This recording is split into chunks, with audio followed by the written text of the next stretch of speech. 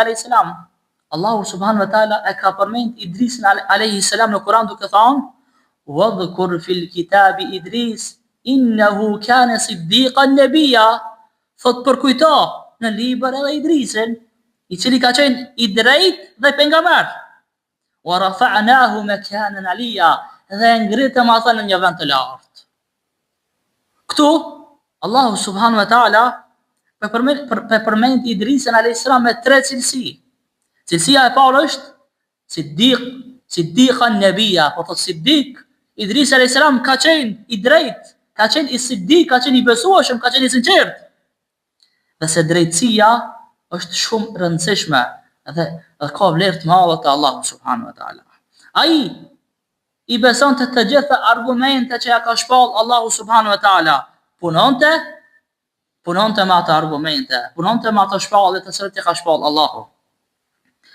Cilësia e dytë që ka përshkruajtur Allahu në këtë ajet, nebija, ka qenë Idris a.s. nebi dhe nuk ka qenë rasul.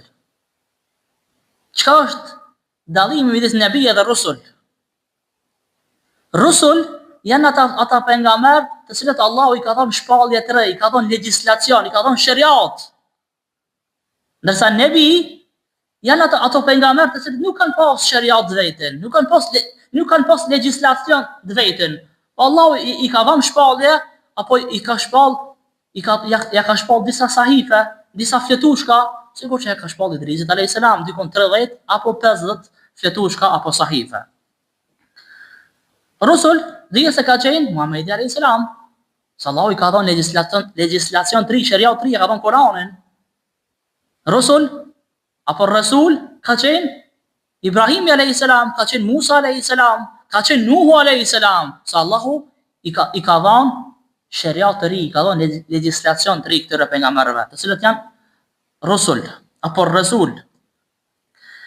Cilësia e tretë, thot Allahu: "Wa rafa'nahu makanan 'aliyya", dhe ngritëm në një vend të lartë, në një gradë të lartë. Allahu e ka ngrit Idrisin a.s.